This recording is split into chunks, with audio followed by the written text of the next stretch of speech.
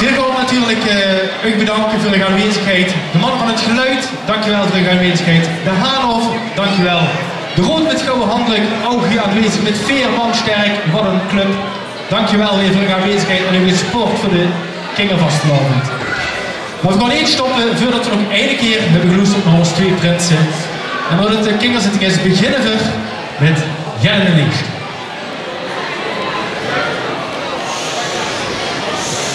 We zijn bijna aan het einde gekomen, maar ja, toen mag ik nog even niet weer doen. Ik moet persoonlijk zeggen dat ik genoten heb van deze kingerzitting.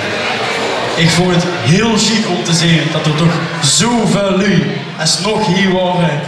Wat een topdag wordt het. Mijn eigen, de installatie van mijn adjudanten, Pauwman. Dit was voor mij eigenlijk ook het begin, net zoals het voor dich het begin was. Ik wil u bedanken. Ik vond het top. Ik hoop dat Dylan het ook top vond. En dan wil ik afsluiten met mijn liefde. 11 jaar geleden heb ik de scepter afgegeven. Maar mijn vastelavondshart is altijd blijven leven. Dit jaar ga ik weer voor en breng muziek in de Gelijnse kleur.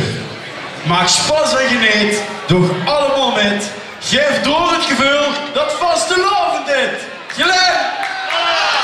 Vlaarsen! Vlarinne!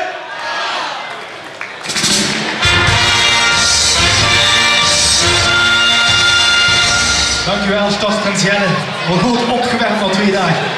En dan gaan we nu eens afsluiting van deze zitting nog enkel luisteren naar de liefspreuk van onze kerstverse stadsjeugdprins Dylan de Neefste.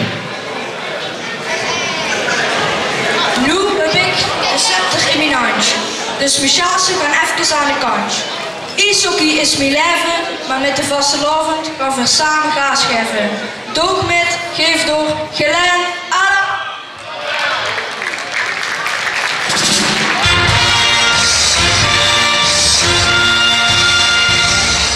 Dankjewel Dylan. Veer komen nog even met u voor de nazitten in de zaal. We gaan nog even door, hoeft nog niet per se naar huis. En we waren heel blij dat je allemaal hier wordt. We maken er nog een gezellige dag van. Vastelavond samen.